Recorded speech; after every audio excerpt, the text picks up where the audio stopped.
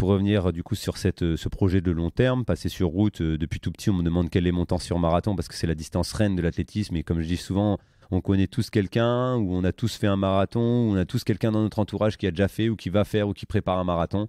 Donc ça parle à tout le monde, le marathon. Et depuis tout jeune, j'ai envie de participer à cette distance mythique. Et c'est là que le projet est compliqué. Je suis un pistard, j'ai fait du 1500, j'ai fait du 3000 m steep, je suis pas forcément passé sur 5000 et j'annonce que je veux passer sur route. Et là, c'est une grande surprise parce que du coup, il y a plusieurs collaborations qui s'offrent à moi. C'est quand même délicat de prendre un mec qui a 34 ans, qui sort d'une blessure, qui tu sais même pas finalement s'il te ment ou pas, si elle est remise ou pas cette blessure, parce qu'il peut te mentir quand il vient à l'entretien, qui sort d'une blessure et qui te dit je veux faire ça sur marathon, je tente les jeux, etc. Mais quelles sont tes références sur route pour nous annoncer un passage sur marathon, si ce n'est ta persévérance et ta longévité de carrière?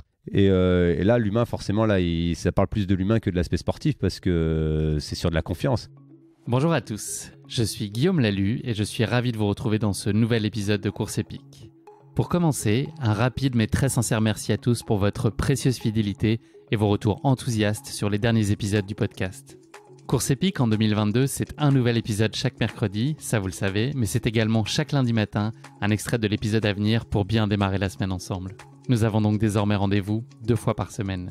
Si vous avez envie de soutenir Course Épique, les 3 meilleures choses que vous pouvez faire et qui ne vous prendront que quelques secondes. Vous abonner sur les différentes plateformes de streaming, noter et rédiger un avis sur Apple Podcasts ou sur Spotify, et enfin, en parler largement autour de vous sur les réseaux sociaux ou dans la vraie vie.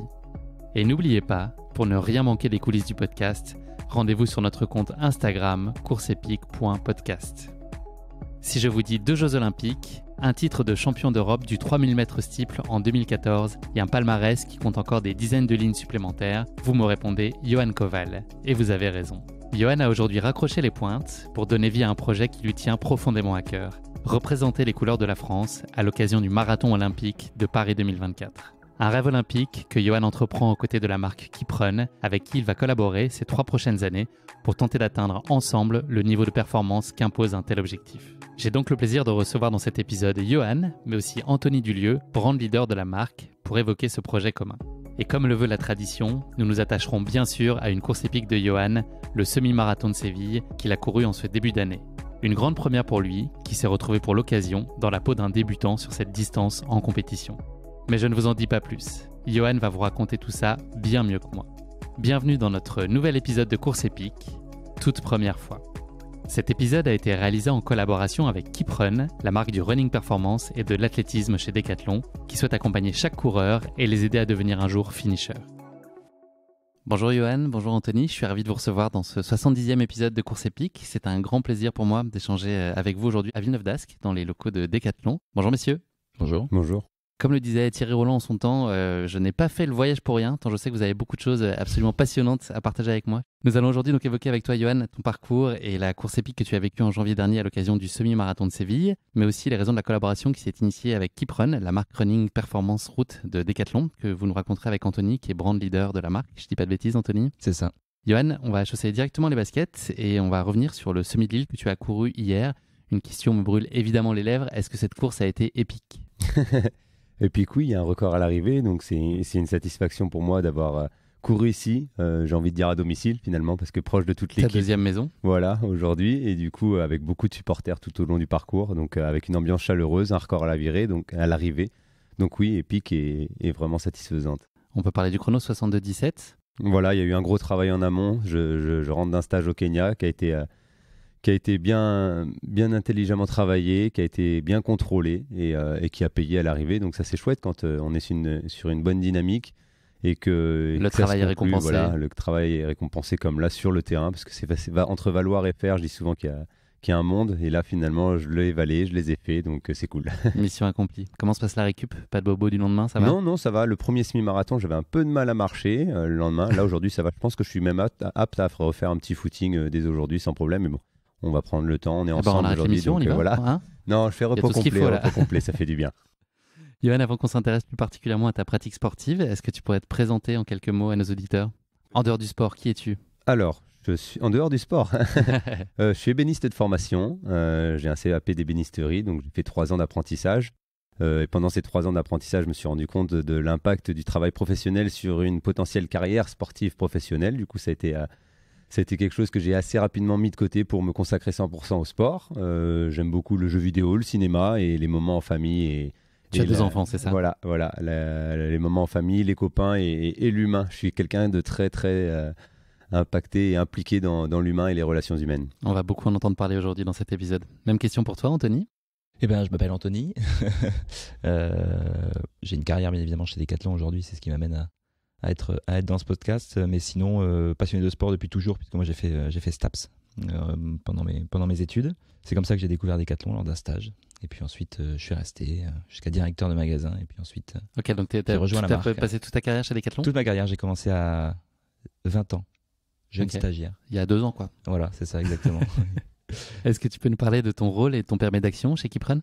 Alors aujourd'hui, mon rôle, c'est ce qu'on appelle brand leader, donc on dirait patron, directeur de marque.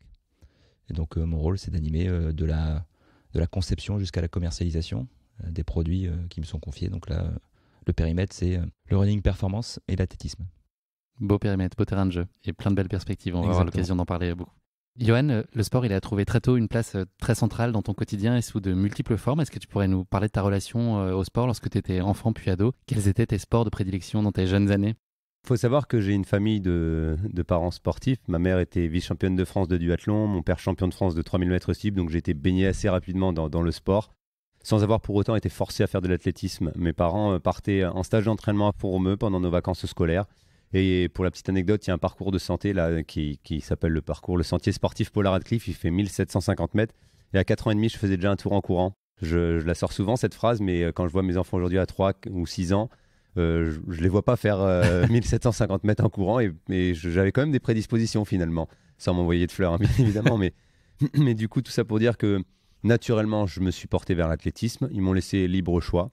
J'ai fait du foot, du judo, j'ai testé un peu tout un tas de sports, du rugby, des sports co ou des sports individuels, et tout en gardant un pied dans l'athlétisme, en faisant les crosses scolaires ou les crosses en club, en étant surclassé parce que j'avais pas l'âge de courir aussi.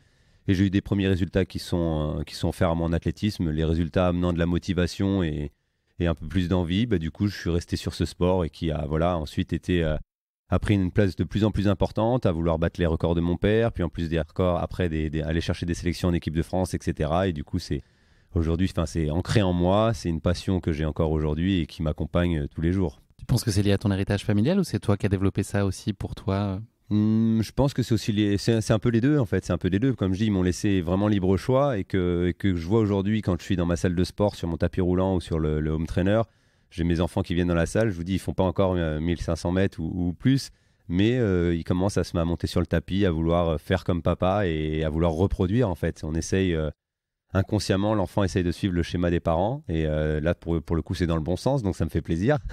S'ils ont un meilleur cursus sportif que le mien, ça serait top. Un meilleur cursus scolaire, ça serait extra, parce qu'il n'est pas valorisant, mon parcours scolaire. Mais en tout cas, voilà, tout ça pour dire que, encore une fois, ouais, j'ai fait du judo, du foot, j'ai quand même eu des bons résultats, mais je sais pas, la passion de la course, le dépassement de soi, aller chercher des records, ça m'a tout de suite impacté, ça m'a tout de suite plu. Et je vous dis, quand on est petit et qu'on a une petite médaille sur le 1000 mètres ou autre, ça réconforte et ça donne encore plus de motivation. Et voilà, l'engrenage s'est fait assez naturellement. Est-ce que tu peux nous parler de ton rapport à la compétition dans tes jeunes années? Est-ce que c'était pour toi une source de motivation additionnelle? Est-ce que c'était une forme de pression? Comment tu vivais tes premières expériences avec un peu d'enjeu? Très très grosse pression. Je me souviens quand on est allé vivre en Dordogne du cross de Gujan-Mestras, qui était un cross international. Il y avait beaucoup de jeunes Espagnols qui venaient, il y avait même des Italiens, enfin vraiment pas mal de pays d'Europe qui venaient dès les plus jeunes catégories. On parle de ça, de mini poussins, école d'athlétisme. Et les veilles de compétition, de ne pas arriver à dormir, c'était un truc de fou. Je me rappelle monter voir plusieurs fois ma mère alors qu'on avait le bus le lendemain à 5h30 et de faire quasiment des nuits blanches. Et mon père qui me disait avec ma mère, si tu as fait une bonne avant-veille à bien dormir, cette j'ai toujours entendu que c'était la nuit, juste l'avant-dernière nuit qui comptait. Ça. Et du coup, déjà dès tout petit, j'étais dedans. Donc il me conseillait ce qu'ils vivaient eux en direct. Donc c'était assez chouette. Et du coup, non, ça a été des tout petits, des challenges, des envies, je vous dis, d'aller chercher des médailles, des records, des petits records de Dordogne, des petites choses. Je me suis testé à la marche, aller chercher des records, au disque, j'ai essayé pas mal de choses.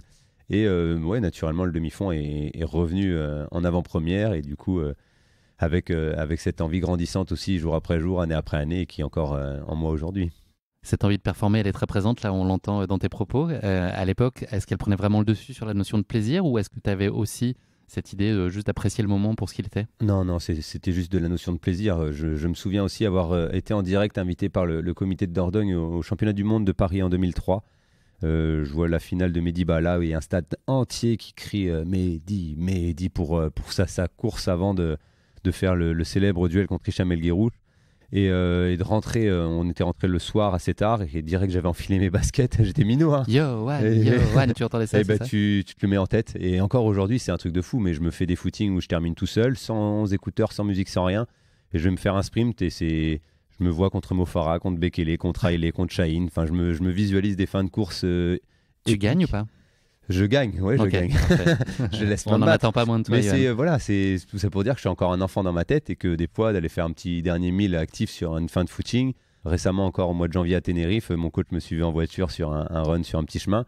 Le dernier 1000, je me suis dit il faut que je fasse ça à mon allure de mon prochain semi. Alors que j'étais sur un footing à 12 à l'heure. Je fais un dernier 1000 en 2,57. Mon coach n'a pas compris derrière en voiture, mais voilà, il l'a accepté et c'est dans ma tête, c'était parti en mode compétition contre moi-même et contre des adversaires. Faut pas chercher Johan Koval, vous allez le trouver. Voilà, ça fait du bien. Faut garder sa petite motivation, sa notion de plaisir. C'est un sport qui est quand même dur.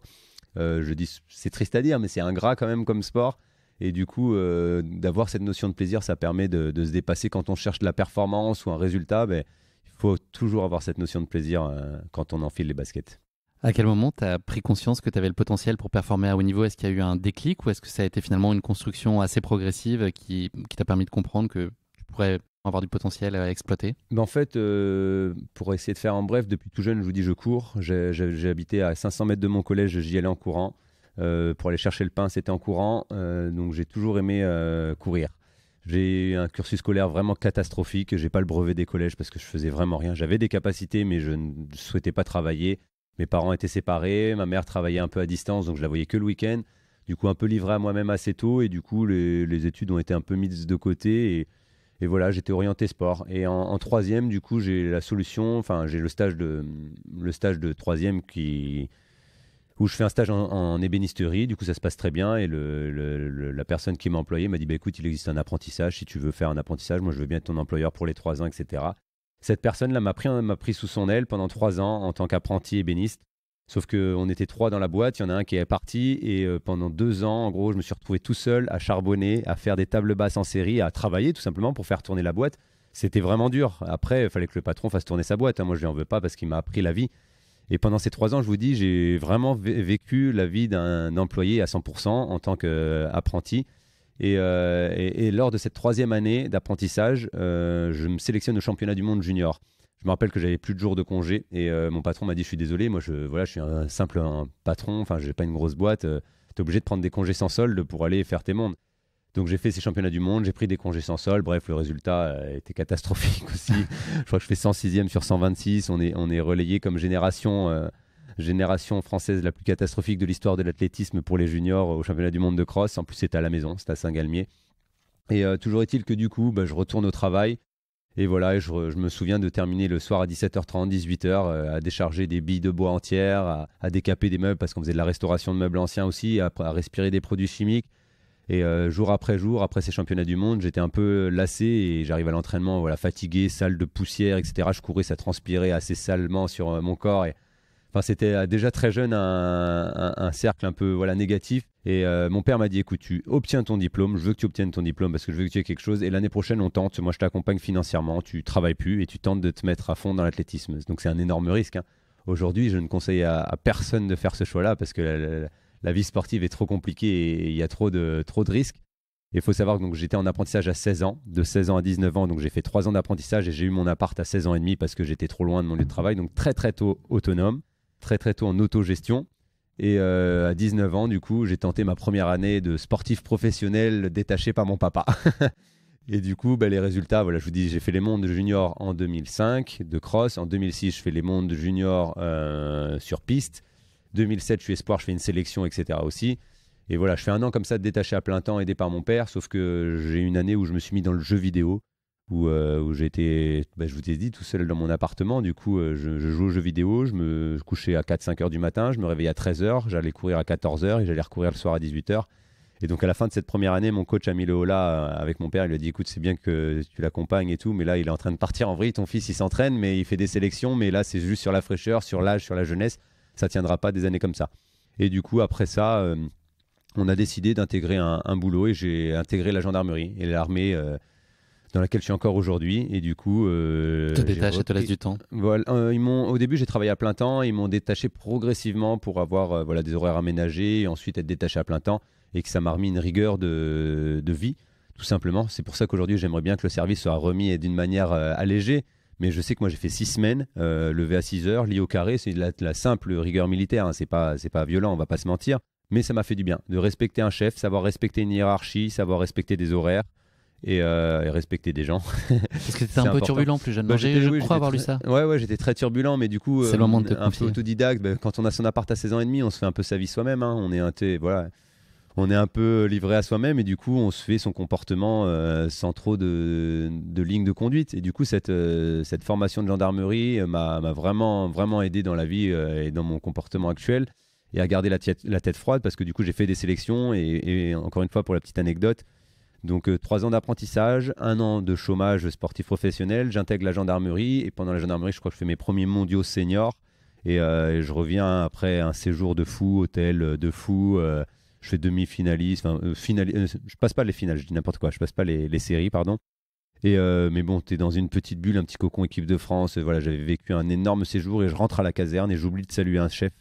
Et le chef qui me rappelle direct, Koval, garde à vous, c'est pas parce que vous passez à la télé qu'il faut pas respecter la hiérarchie. Hop, il m'a laissé au garde à vous une petite minute devant lui en statique dehors. Et hop, les pommes de terre, corvée de patates pendant 3 semaines. Non, mais ça te remet les idées dans l'axe. Et du coup, ça, c'est quelque chose qui m'a aussi fait du bien. En plus de ça, après ma toute première sélection, c'était avant ça, mais en 2005, quand je fais ma première sélection et que une semaine plus tard, je me pointe sur le stade avec toute ma panoplie équipe de France et mon coach, il me dit, mais tu te prends pour qui là, la star et nous aussi, on est tous pareils. Tu mets un t-shirt si tu veux ou une casquette, mais tu t'arrives pas full France avec du sac à dos jusqu'à des pieds jusqu'à la tête. Et du coup, pareil, j'ai eu de la chance d'avoir un entourage qui m'a accompagné de la bonne manière, d'avoir une éducation qui s'est créée tout au long de ces années et d'avoir fait ce choix-là de mettre le sport de haut niveau en pied central de ma vie et d'avoir tout qui s'associe dans le bon sens pour avoir cette carrière que j'ai aujourd'hui. Est-ce que tu peux nous parler de ton intérêt pour le 3000 mètres steeple ? Qu'est-ce qui explique que tu sois allé vers ce format ? Et est-ce que c'est une histoire d'envie ou est-ce que c'est plutôt les bons résultats qui t'ont guidé vers cette distance-là ? En fait, tout simplement, encore une fois, retour à la passion, à l'humain. Mon club, petit club à Périgueux, a besoin d'un steepler pour marquer des points parce qu'on avait un trou sur cette discipline-là. Mon père faisait du steeple et mon coach me dit écoute, vas-y, fais le 3000 mètres steeple aux interclubs. C'est la compète joviale de début de saison, ça va mettre quelques points. Et je fais le 3000 mètres steeple et je me rappelle 9,06 en junior. Du coup, minima pour les membres, 9,10. Donc, sans entraînement du tout spécifique, je fais les minima pour les championnats du monde junior. Donc, ça me montre quand même que j'ai des prédispositions à passer les obstacles sans préparation particulière et d'avoir une sélection en poche quasiment sur ma première course. Comme je dis, hein, les résultats attirent l'envie et du coup, on s'est positionné sur cette épreuve-là. Donc, je fais quelques années sur 3000 mètres steeple jusqu'en 2008. En 2008, je prépare à fond le 3000 mètres steeple, pas dans l'objectif olympique parce que c'était quand même assez conséquent. Mais je prépare à fond le 3000 mètres steeple en gardant un peu de vitesse parce que c'est l'épreuve pour moi qui reste la plus dure parce qu'il faut être rapide sur 1500, il faut être fort sur 5000 mètres et il faut savoir être technique sur des obstacles. Et quand on est fatigué sur un steeple, passer les barrières, franchement, c'est très très compliqué. Et du coup j'essaye d'être un coureur polyvalent quand même et je prépare le 3000 mètres steeple à 100%.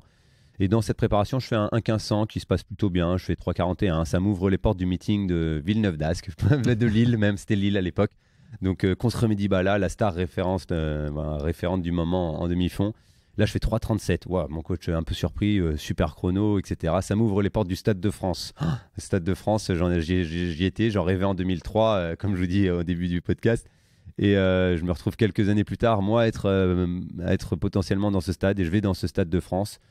Encore une fois, pour la petite anecdote, Marc Maury, présentateur et speaker officiel des Jeux Olympiques, me dit un très très bon conseil avant la course. Il me dit petit, rentre dans le stade, mais garde la tête sur le tartan, lève pas les yeux, reste dans ta bulle et après la course, tu lèves la tête et tu regardes.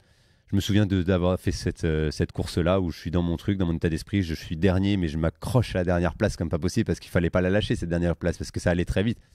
Et je fais 3,35,95, donc un très très gros chrono. Je fais les minima pour les Jeux Olympiques en étant en étant espoir. Sauf que c'était les minima I2AF, etc. Et ils devaient envoyer des jeunes et finalement les jeunes ne sont pas partis. Bon, je suis resté à la maison, j'ai pas fait les JO en espoir, mais j'avais le potentiel. Et tout ça pour dire que du coup, en ayant préparé le steeple, je me suis finalement découvert être un bon coureur de 1500 et du coup les résultats sont venus sur 1500 et du coup j'ai tout de suite muté après cette potentielle sélection olympique. On m'a dit avec mon coach, bah, écoute, 2012, là, j'ai fait un bon chrono, j'ai fait les minima I2AF, 2012, il nous reste 4 ans, on se prépare sur 15 et on va faire la tentative pour Londres. Et c'est ce qui s'est passé. L'objectif absolu pour toi, les Jeux Olympiques à l'époque? Pour tout le monde, même encore aujourd'hui. Hein. Ouais, bien sûr. J'en parlais hier, si j'arrive à être 2024 basket au pied, ça sera fou. Mais du coup, dans cette dynamique-là, je me prépare 4 ans et j'arrive aux Jeux de Londres en forme comme jamais. J'étais un très très bon coureur de 1500 en termes de course de meeting et de chrono. Je pense que j'étais capable de courir 3,31. Encore une fois, valoir et faire, il y a deux mondes, mais au vu des séances et de ce que j'ai pu faire en compétition, c'était jouable. Après, du coup, je fais 4 ans de préparation, je fais les minima, je fais les Jeux Olympiques, demi-finaliste, parce que par contre, j'ai une très très mauvaise gestion de l'effort en championnat. Je suis très très mauvais sur 1500 mètres, on va pas se mentir. Et après cette saison-là, 2008 à 2012, donc 4 ans, je vous dis, de 1500, je fais des mondiaux, des Jeux, des Europes. Aucune médaille quasiment, je fais qu'en 2009, une médaille sur 1500. Je des coupes d'Europe où je fais des places d'honneur ou des médailles, mais pas de médailles aux Europes, au monde ou une finale aux Jeux, alors que j'avais vraiment le potentiel. Comment tu vis ça? Est-ce que tu rebondis très vite sur ces désillusions-là? Comment est-ce que tu te reconstruis après ça? Ça me remotive à chaque fois parce que je suis quelqu'un qui suis combatif, qui suis persévérant et j'aime pas l'échec. Et s'il y a un échec, j'essaie de réfléchir pourquoi, de comprendre pourquoi et d'aller me remettre à l'entraînement. Des fois un peu trop difficilement. Mais du coup, je fais ces années-là et je vous dis, ça se passe plutôt bien. Demi-finaliste, je reste quand même sur ma fin à Londres. Et quelques semaines après les Jeux Olympiques, il y a le décanation à Albi. Et là, la Fédé, je leur dis, écoutez, j'étais un peu frustré de mes Jeux Olympiques. Il y a un steeple, je sais que Mayedine, qui était le prétendant au steeple parce qu'il est médaillé, veut faire le 1500 mètres. Il y a une place qui est ouverte sur le steeple. Est-ce que pour cette compétition festive, je peux faire le décanation, revenir sur steeple? Et là, la Fédé, c'était rigolo parce qu'il me charriait, prévois tes brassards dans la rivière, t'as pas préparé de steeple, ça va être jovial, etc.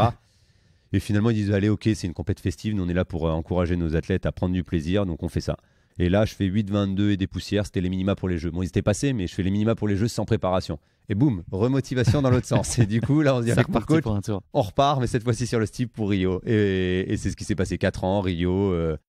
finaliste mondial, 8e, 5e place au jeu, champion d'Europe en 2014, plusieurs victoires en Coupe d'Europe. Et du coup, c'est énorme. La motivation attire les ambitions et les résultats attirent encore plus l'envie. Donc, c'est rigolo, mais du coup, c'est ce qui me porte aujourd'hui. Après, j'ai eu 4 ans encore après ça pour faire 2016 à 2020.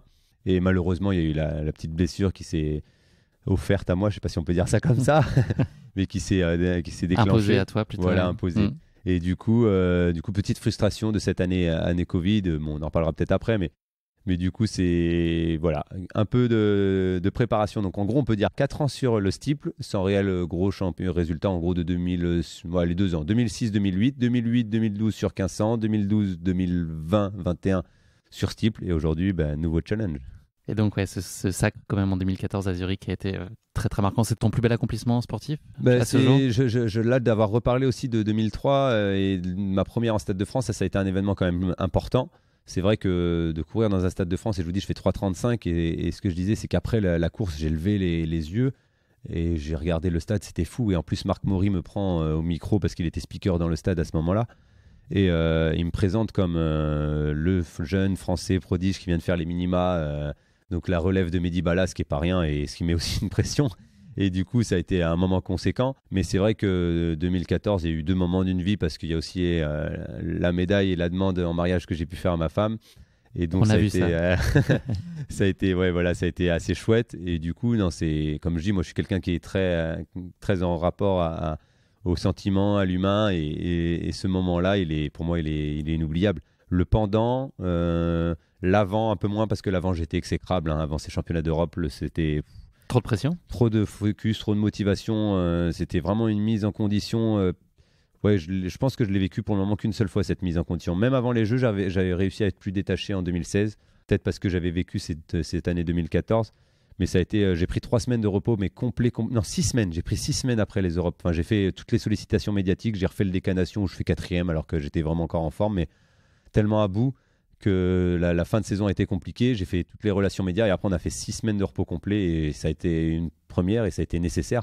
Ce que je vous dis, c'était pas forcément tant la fatigue physique, mais la fatigue cognitive aussi de cette mise en condition en amont qui a été, c'est inexplicable, mais vraiment exécrable. Focus sur soi. Le verrouillage de mes proches, de ma famille, et ça, vu que je suis quelqu'un de très humain, après coup, ça m'a impacté fortement, donc je pense que j'ai eu besoin de ces 6 semaines aussi. Mais du coup, quand on voit le résultat, et finalement, quand on voit quelqu'un courir et qu'on dit c'est facile, un Usain Bolt qui gagne, ou El Guerrouj ou autre, on dit c'est facile, ou Kipchoge, mais ce qu'on voit pas, c'est qu'il y a tout ce qu'il y a en amont, ou en termes de préparation pour être à ce niveau-là. Plus ça semble facile, plus il y a de travail derrière. Ce qui est aussi un autre challenge. C'est ça. On va évoquer ton parcours olympique. Donc, tu nous as parlé des Jeux Olympiques de Tokyo en 2020, qui sont donc finalement tenus en 2021 pour les raisons qu'on connaît. C'est un peu la fin d'un chapitre pour toi quand même, ces JO qui ne se tiennent pas. Alors, comment est-ce que tu vis ce moment-là ? Ça a été très très particulier, dur à vivre dans le sens où on est en confinement, je vais prendre ma bombe de peinture, j'ai mon rayon d'1 kilomètre, je veux vraiment respecter comme tout le monde. Et à 200 mètres de chez moi en bas, j'ai une ligne droite sur le goudron, un peu abîmée. Et là, je vais tracer tous les 50, des 100, je fais des 500, des 600, je trace tout. Et je fais un confinement monstrueux. Je fais 28-20 sur tapis roulant sur 10 km, je fais des séances de fou. Et pendant le confinement, on annonce annulation des Jeux Olympiques, premier temps. Bon, mon coach, il me dit, il reste les Europes, là, le titre, on va le rechoper. Ça serait bien qu'il y ait un duel au sommet entre mecs ici en forme, toi en forme, parce que finalement, à chaque fois, il y en a eu un qui était un peu blessé ou autre, et on n'a jamais fait vraiment la confrontation en top forme. Et on garde cette motivation. Finalement, deuxième point, ils annulent les Europes. Bon, ça devient compliqué. La motivation, pareil, on court après quoi ? Bon, écoute, petit, il te reste la potentielle sélection olympique qu'on peut aller chercher dès cette fin d'année. C'était dans les critères pour 2021. Et du coup, on garde ça en tête. Et finalement, troisième point, l'annulation des potentiels minima olympiques. Du coup, c'était plus une période valable pour faire les minima pour les Jeux. Donc je me suis énormément préparé avec beaucoup de formes. Enfin, j'ai fait un test là pour le Tempo Run Club sur un 1000 mètres mesuré à l'entraînement sur de la route en 2,29. Voilà, enfin pour moi c'est pas un gros chrono, mais je veux dire de la manière dont je l'ai fait dans le cycle d'entraînement dans lequel je l'ai fait. Enfin, j'étais vraiment en forme. Je pense que 2020, une année traditionnelle, j'étais au départ des Jeux Olympiques sans aucun problème. Et donc tous ces événements ont vraiment eu plusieurs coups qui ont impacté mon mental, mon physique aussi. Et du coup l'année de report, je pense que d'avoir eu cette préparation et d'avoir continué après, parce que du coup j'ai quand même continué, mon coach m'a dit coupe, mais vu que je suis passionné, j'ai voulu couper, mais j'étais quand même à l'entraînement. 2 jours, c'est ça, t'as tenu ? Je pourrais pas dire, non, ça doit être un jour sur 2 de temps en temps, enfin j'ai vraiment pas eu de coupure conséquente. Je suis quand même monté à Fourmeux et j'ai dit à mon coach, on va faire un test à l'entraînement tous les deux avec le vélo, et je pense on avait officialisé 3,37, moins de 3,38 on avait dit. Et dans mes séances, j'étais en train de tourner vraiment fort sur du moins de 35 ou aux alentours des 3,35. Et je fais toute ma préparation et finalement, je me fais mal à Font-Romeu. Je me fais un peu mal sur une séance de vitesse. Je teste une nouvelle pointe qui était vraiment très rigide et je me fais mal, sauf que je n'écoute pas cette douleur parce que je l'avais jamais eu. Et je continue à courir dessus. Et c'était à peu près au moment des Jeux normalement où ils devaient avoir lieu. Et du coup, je fais le bête parce que je force dessus. Finalement, j'arrive à pas pouvoir faire mon test à 2 jours avant le test. On dit on le fait pas parce que j'ai trop mal et que finalement il n'y a aucun intérêt. Je pars en vacances pour déconnecter, vraiment cette fois-ci couper.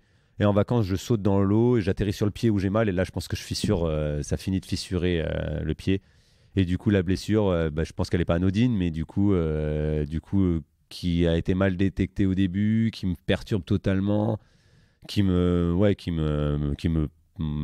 bloque ma préparation pour 2021 et m'empêche d'être présent au jeu. Donc, quand j'ai cette blessure, j'essaie de la soigner. Je vais au CERF, je vais à l'INSEP, je fais les soins, je fais PRP, etc. Je fais lire par plein de professionnels différents. J'essaie d'être encadré par tout le monde. Je vais voir les spécialistes, le référent à l'INSEP des docteurs qui est aussi kiné de la natation, notre docteur en équipe de France, des spécialistes à Bordeaux. Enfin, j'essaie d'être pointu partout. On me dit le T-car ça peut te faire du bien, cette machine ça peut te faire du bien. Je casse mon compte perso, je vais acheter des machines professionnelles de kiné parce que personne ne les avait sur Périgueux.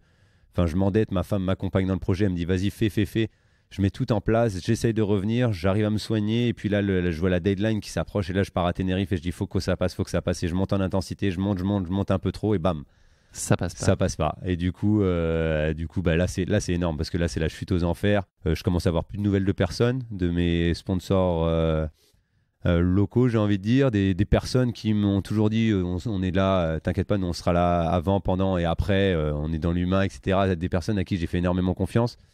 Donc il y a la chute aux enfers parce que je peux plus courir, j'ai mal, j'ai plus de nouvelles de personnes alors qu'on avait des petits liens, ils m'écrivaient des messages sur mon portable perso. Quand je suis en stage, j'aime bien envoyer des photos de temps en temps, des choses comme ça et avoir une connexion, quoi, tout simplement.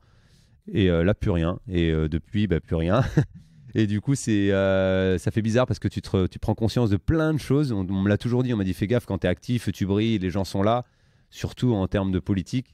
Mais après, dès que tu as la blessure ou dès que tu arrêtes ta carrière, t'inquiète pas, ça va vite retomber. Et moi, je me suis toujours dit, je suis en Dordogne depuis 15 ans, je vois les mêmes personnes, on est en lien depuis longtemps. Je vois pas pourquoi j'étais sur mon petit nuage.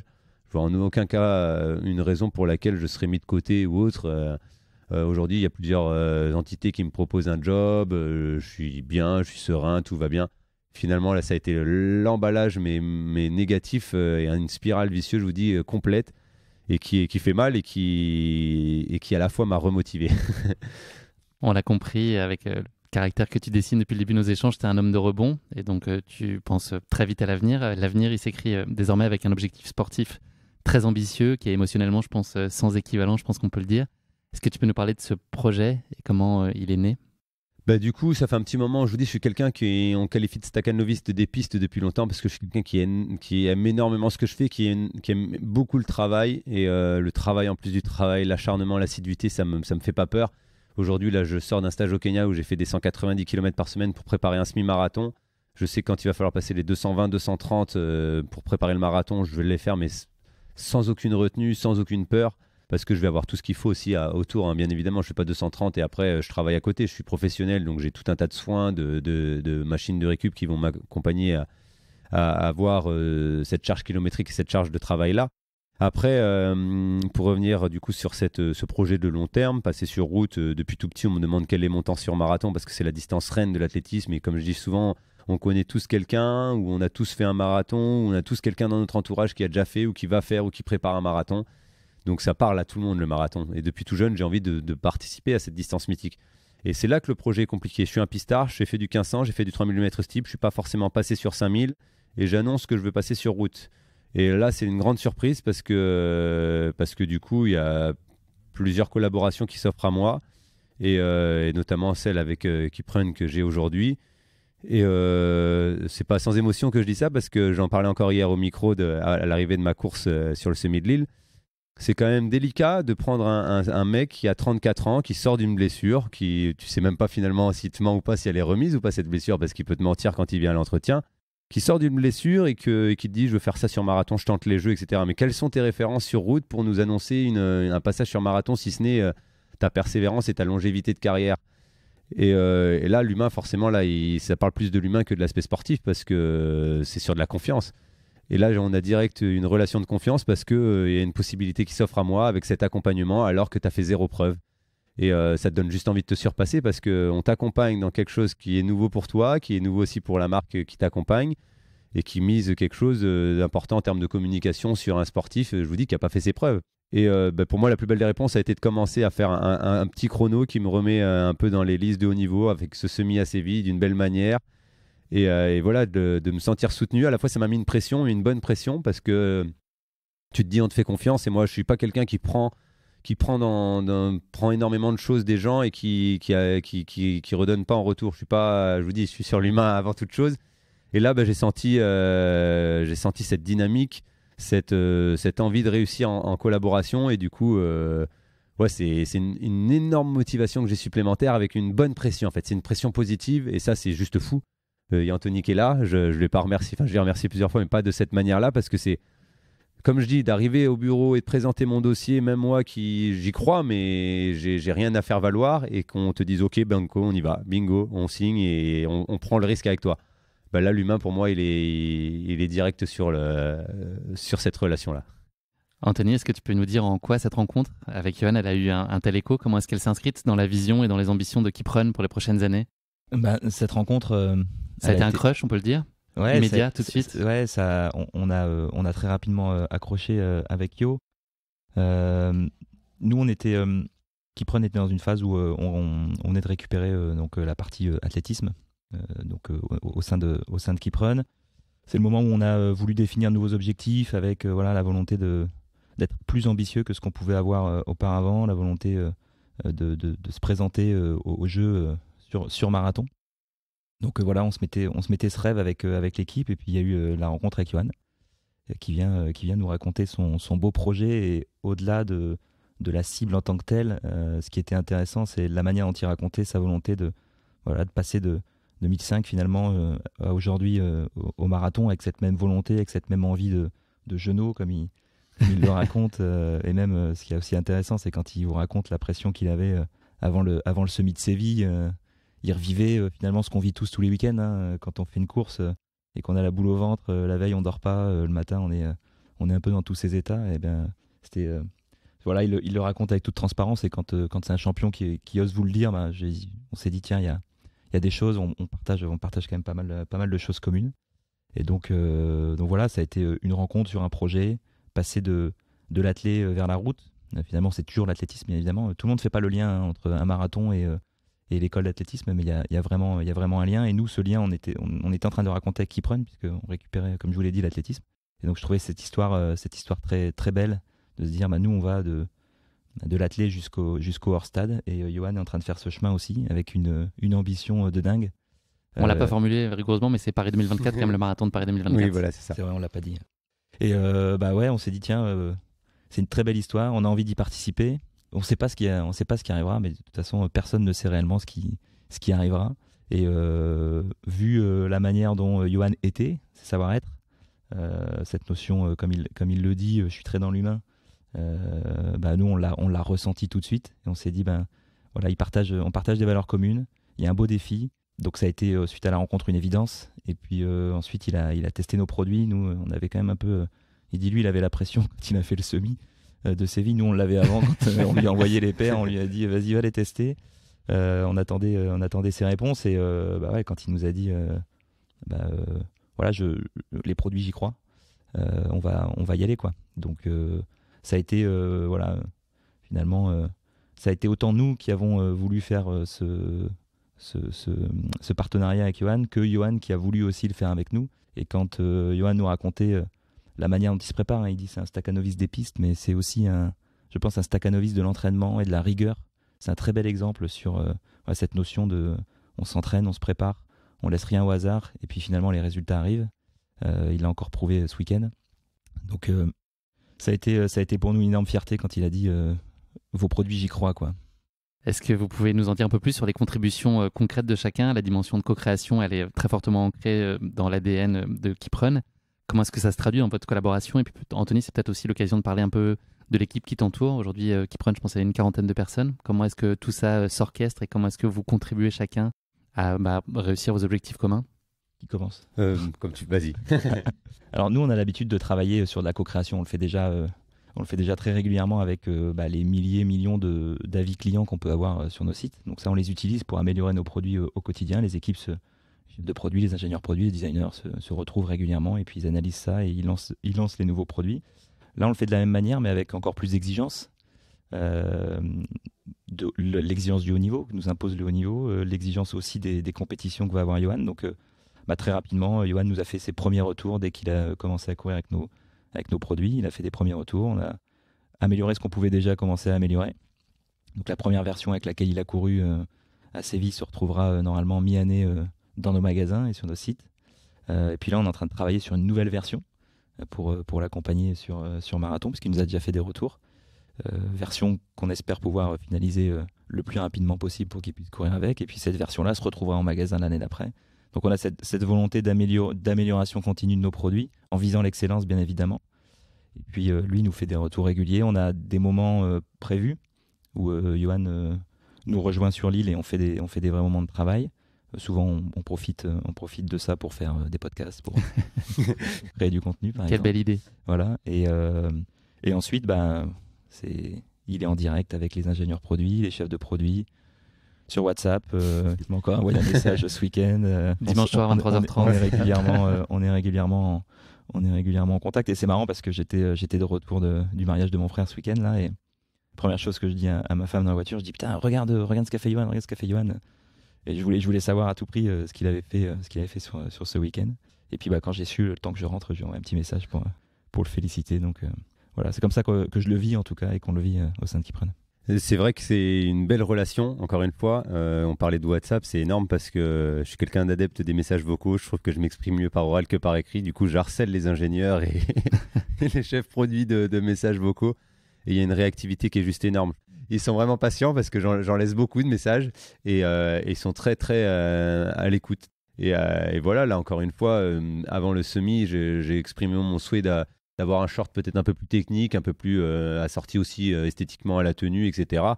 2 jours avant le semi, je reçois un paquet à la maison, 2 shorts, nouvelle gamme pour le semi, génial. Enfin, après, il y a tout le monde qui teste aussi les produits, il n'y a pas que l'avis de Johan Koval, hein, c'est pas ça que je veux dire, mais que c'est l'addition de plusieurs avis qui finalement, qu'on soit professionnel ou amateur, finalement on se rend compte que ça se recroise. Hein. Tout le monde arrive sur les mêmes...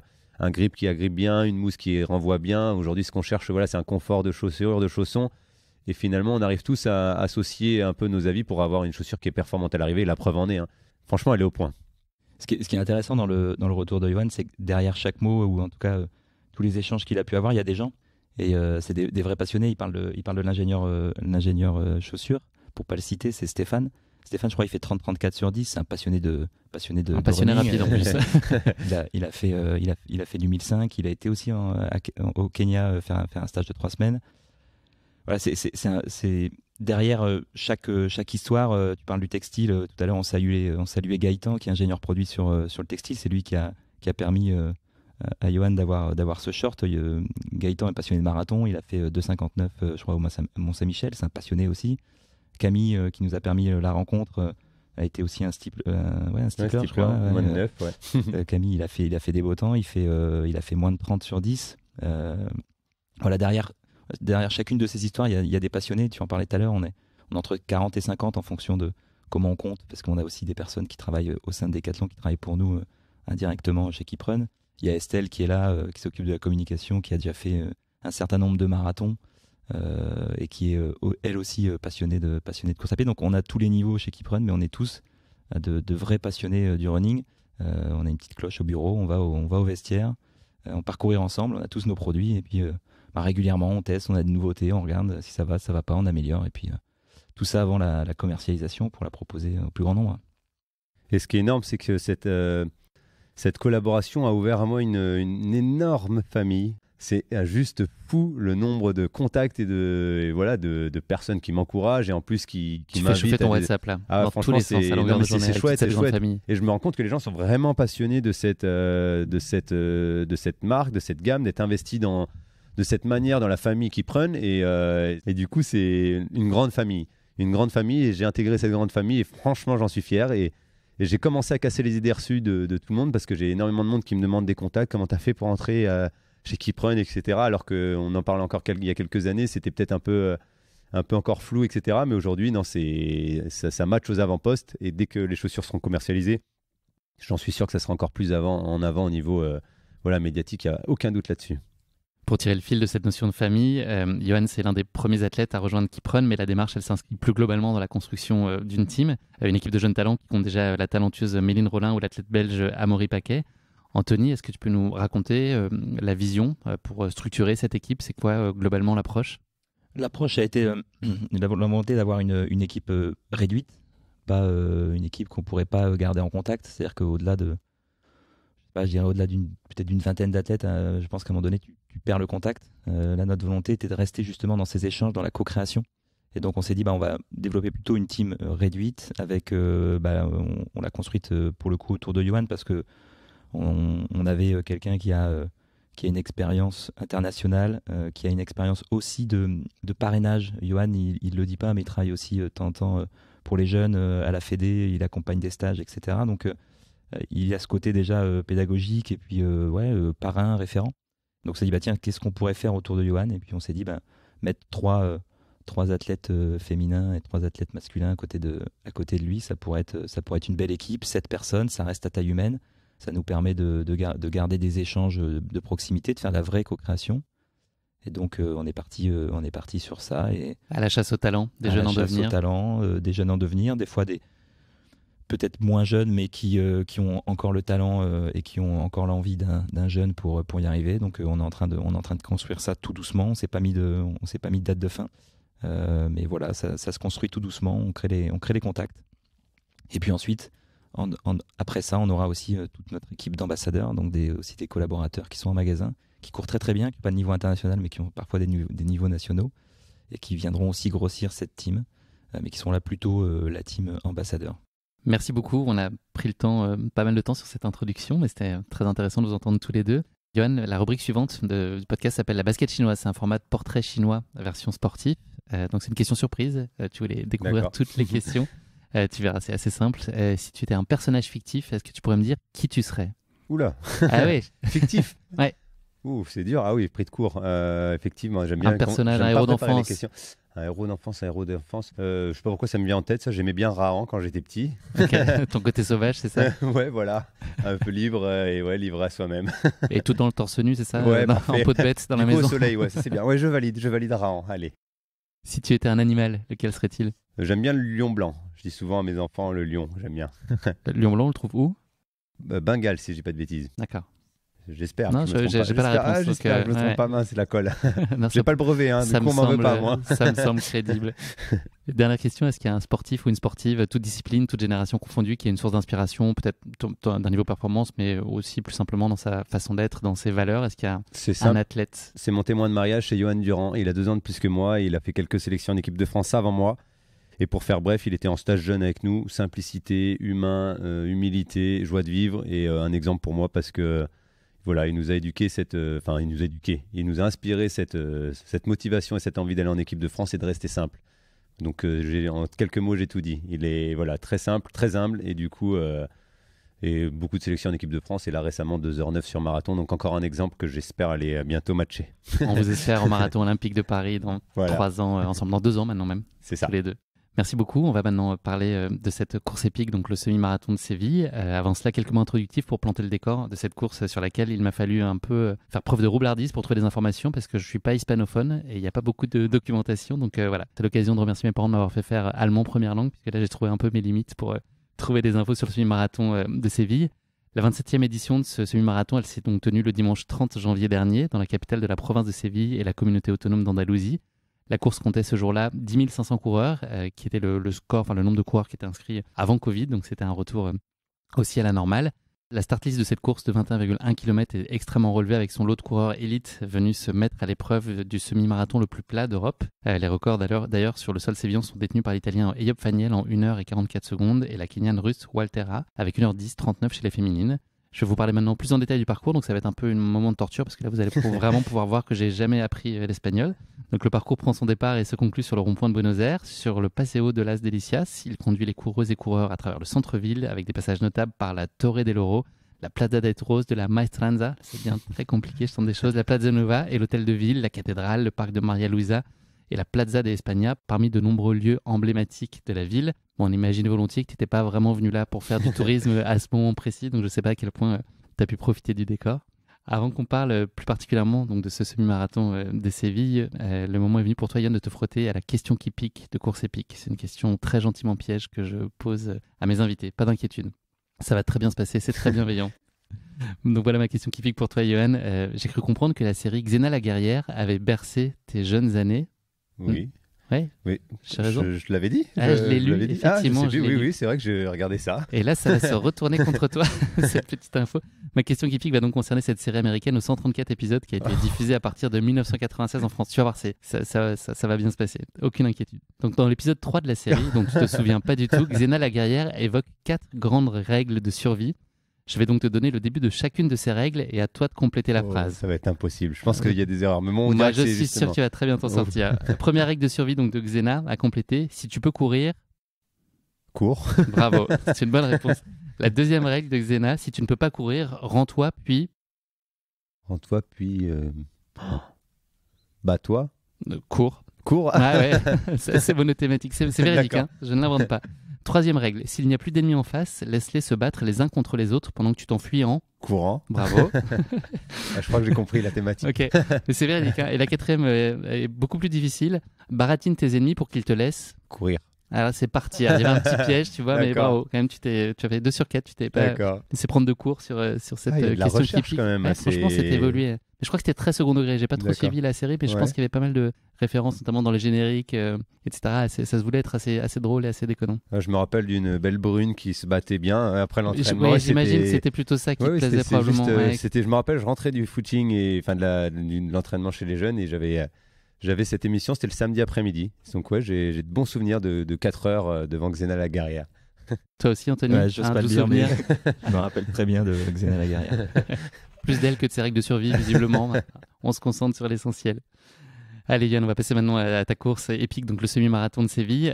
Pour commencer, est-ce que tu peux nous expliquer comment s'est présentée à toi l'opportunité de prendre part à ce semi-marathon, qui était donc une grande première pour toi, on l'a compris. À quel moment tu as décidé de l'intégrer dans ton calendrier de course et est-ce que ça s'est décidé conjointement avec Kiprun? En gros, vous vous mettez d'accord à ce moment-là sur le programme? J'ai pas eu de contraintes particulières non, justement par rapport à ça ou d'obligations. Non, franchement, on me laisse libre choix de mon calendrier. Même là, Lille, pour ce semi, c'est moi qui ai décidé de venir ici. Voilà, par pure envie. Et non, du coup, c'était pas prévu si tôt finalement. Normalement, c'était fin février, début mars que je voulais faire mon premier marathon, semi-marathon, pardon. Et en fait, j'ai trouvé mon état de forme plutôt bien, vu qu'en fin d'année, je fais 28-39, je fais mon record sur 10 km, je me sens bien, je sens que la blessure est derrière moi, que j'arrive à monter la charge de travail, et du coup, j'aime bien m'entraîner, j'aime beaucoup m'entraîner, mais j'aime bien que ça se concrétise un petit peu. Donc pour avoir une ordre d'idée, je me dis je vais faire un semi plutôt que prévu, peut-être un peu moins vite que ce que j'ambitionne, mais au moins je vais me placer sur une ligne de départ, remettre un dossard, parce que ça manque aussi. Et finalement, ça se goupille comme ça, tout simplement.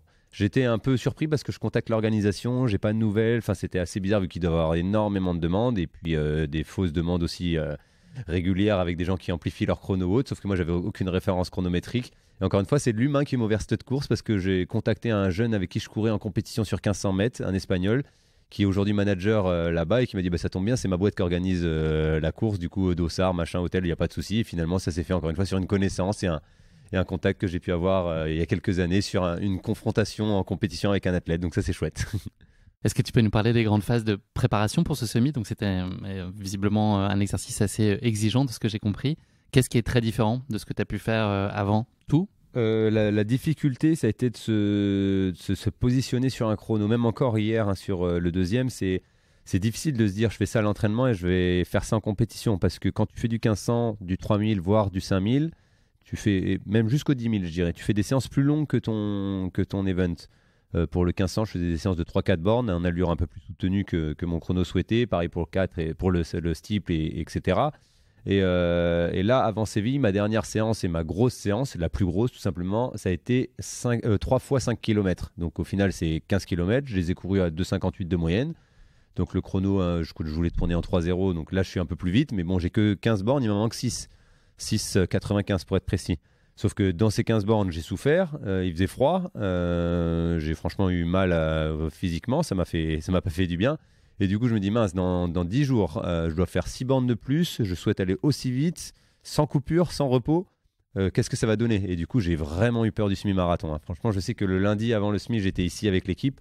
On a fait un footing tous ensemble. D'ailleurs, ça aussi, c'est chouette. Comme le disait Anthony tout à l'heure, il y a des runs collectifs, ça c'est super sympa. Et c'est réel, hein, je dis pas ça pour l'aspect médiatique, j'ai rien à gagner à dire ça. J'étais apeuré de savoir est-ce que je vais tenir. Et j'ai regardé mon chrono tous les 1000 mètres pour contrôler que j'étais bien dans le rythme, que je craquais pas, que j'étais régulier. Et ça me rassurait. Ça va? Non, j'ai une petite crampe d'un coup sur la chaise. J'ai trop bougé. Je disais que j'encaissais mieux que le premier, mais finalement, non, ça va. Le coup de la crampe. Non, tu sais que ça sera à la fin de l'épisode, ça, dans le bêtisier. D'accord. Ah oui, peut-être. Ce qui est intéressant, peut-être pour ceux qui nous écoutent, c'est Johan, il a fait un truc qui peut paraître logique pour tous ceux qui ont l'habitude de s'entraîner, mais définition de mon niveau, c'est quoi mon niveau, qu'est-ce que je vaux, je fais mon entraînement mon entraînement correctement, pas basé sur ce niveau-là, et ensuite, je vais le jour J et ça passe, quoi. Donc c'est assez intéressant de voir derrière ça qu'il y a une préparation et c'est accessible à tout le monde de bien définir d'abord son niveau au départ avant de partir sur son entraînement. Et bien après, sûr, c'est un sujet de discipline, beaucoup. Et on sait que ça, tu sais faire. C'est comme tout, il faut avoir des objectifs à court, à moyen et à long terme et se donner des étapes déjà pour garder une motivation et avoir une ambition et garder sa régularité parce qu'il y a des moments où c'est compliqué d'aller s'entraîner et que si tu as ta target en ligne de mire, ça va te donner la motivation d'enfiler les baskets s'il fait un peu froid, qu'il pleut ou que tu as passé une mauvaise journée. Et ça, c'est important aussi. Et du coup, de savoir se gérer. j'ai toujours dit, parce que j'ai aussi travaillé sur un programme d'entraînement pendant le confinement pour un peu apporter la méthode de travail que j'effectue au tout public et montrer comment je m'entraîne. En fait, j'ai jamais travaillé sur de la VMA, sur du pourcentage, sur de l'aérobie, des choses comme ça. Depuis toujours, je travaille aux sensations. Et je pense qu'on perd un petit peu cette notion-là. C'est bien d'avoir les GPS, d'avoir les cardio, d'avoir tout ça. Mais des fois, le ressenti... La meilleure façon de se connaître, c'est aussi de s'écouter. Et de faire des erreurs en séance pour après essayer de mieux se gérer en compétition. Et je vais vous faire rigoler, mais hier quand je me retrouve tout seul à 7 km de la ligne, je regarde juste mon allure instantanée. Là, je vois 2,53, donc j'étais plus vite que le tempo que je m'étais donné, alors qu'il me restait 7 bornes. Après, ça m'a explosé derrière, mais je vois 2,53. Et là, je pense à Kipchoge qui est en course, qui est hyper relâché de ça. Et je lâche un sourire. Et mon coach me dit sur le vélo, mais pourquoi tu rigoles et tout, alors qu'il me restait 7 kills. Et du coup, ça c'est du plaisir, c'est énorme parce que tu vois ton allure, t'es plus vite que prévu, tu te sens bien, tu visualises un truc qui n'a rien à voir avec ton effort en direct. Je vois un autre athlète qui court. Et voilà, finalement, c'est ça l'entraînement en fait. C'est arriver à se connaître, des fois faire des petites erreurs, aller un petit peu plus vite sur certains moments de séance parce que tu te sens bien, mais te réguler un peu derrière. C'est toute une préparation en fait. Tu fais des séances où tu vas te trouer, d'autres où tu vas réussir, d'autres où tu vas être en survitesse, mais savoir se connaître pour avoir sa juste allure, quel que soit son niveau, que tu cours à 6 au kilo ou à 3 au kilo. On a tous des objectifs et du coup s'y tenir et apprendre à mieux se connaître pour mieux gérer son effort. Ça, c'est une philosophie que j'ai toujours eue et que j'aurai encore jusqu'au long de ma carrière pour me préparer. Là, ton objectif, c'est un objectif de chrono, il n'y a pas d'enjeu sur la position. Non, là du tout. Hier, j'ai vu le groupe partir parce que j'avais un lièvre initialement prévu, qui a été malade par exemple. Mais du coup, je les ai vus partir. Je pense que j'étais capable de les suivre sur 5-10 kills. Mais j'ai pas voulu me mettre dans le rouge parce que c'était pas ce qui était prévu initialement. Et finalement, je me suis retrouvé seul. C'est un fait de course, c'est pas grave. Il y a le chrono à l'arrivée, on retiendra ça. Mais j'ai pas compté du tout une seule fois les positions. C'est mon coach qui me disait il y a un mort devant. J'en ai rattrapé 2 ou 3 qui ont sauté. Et voilà, ça a été ça. Mais après, j'ai pas cherché une place particulière. Pas encore. Je suis pas encore en mode championnat. Je suis en mode je me découvre, je teste le chrono, ça descend la marque petit à petit. Là, le prochain objectif, du coup, ça sera de descendre sous les 62 et voilà, de faire petit à petit mon apprentissage sur la route. Et pour le moment, ça se passe bien. Donc on garde cette dynamique-là. C'est ta famille de sang qui t'accompagne à Séville? C'est la famille qui prenne et pas là, je crois. Oui. Femme et enfants. Voilà, ils étaient venus sur le parcours. Ils étaient là hier aussi aujourd'hui. Hein. C'est important. Ils sont venus aussi quelques jours pendant mon stage au Kenya. C'est une vie, je dis souvent, c'est une vie compliquée. La vie de sportif de niveau, tu as des déplacements conséquents, des semaines et des mois entiers de stage à l'étranger, des compétitions, des préparations en amont, des compétitions, etc. Et du coup, j'avais pas envie de me priver des premières années de vie des enfants, pour pas rater ça, quoi. Et du coup, j'ai la chance d'avoir ma femme qui est passionnée aussi par mon sport et par ce que je fais et qui arrive à accepter cette vie-là et qui a pris du temps perso, en fait, qui s'est mis à disposition et qui travaille qu'à 40% pour pouvoir m'accompagner sur mes stages ou autres. Et amener les enfants avec moi, comme là aujourd'hui, ma fille rate un jour d'école, c'est pas très bien, mais bon, on essaye de faire ce qu'il faut à distance. Mais c'est un vrai plus, on n'a qu'une vie, comme je dis souvent, et j'essaye de la vivre correctement, cette vie, de rien regretter. Et moi, pour moi, cette vie avec ma famille, elle est importante, elle est conséquente. Et c'est un vrai plus quand tu vois ton fils, ta fille sur le bord du parcours avec ta femme, qui ont tout sourire, qui t'encourage, et qui te voit aussi souffrir à l'entraînement pendant un stage ou autre. Bah voilà, si tu te rappelles pourquoi tu le fais aussi, quand tu as un petit moment difficile et que tu les vois sur le bord du parcours, ça aide. Et pour la petite anecdote, quand je rentre dans le stade olympique à Rio en 2016, ils étaient juste au-dessus de la chambre d'appel et genre à 20 minutes d'entrée sur la piste, je les vois et ça te donne une force. Voilà, je pense qu'on a des ressources qui sont pas exploitées et qu'on peut aller chercher avec des sensations, avec des émotions. On peut développer, comme on dit souvent, en état de stress et de grande panique, le corps développe une force surhumaine. Je pense qu'on peut l'avoir pas qu'en état de stress, mais en état de bien-être aussi. On peut avoir un petit plus. Et du coup, j'essaie de l'associer. Ça fait partie de la performance aussi. Donc, gagnant-gagnant. Cette course, c'est l'occasion de tester donc un prototype Kiprun, la KD900X, le premier modèle Kiprun équipé d'une plaque carbone qui sera donc commercialisé cet été, autour de cet été, si tout se passe bien. Et tout se passera bien.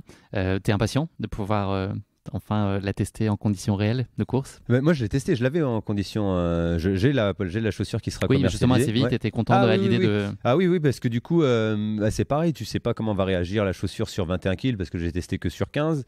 Je suis pas un adepte du carbone à 100% dans l'entraînement. J'aime bien garder des chaussures fines, des chaussures à carbone pour pouvoir mieux exploiter le carbone.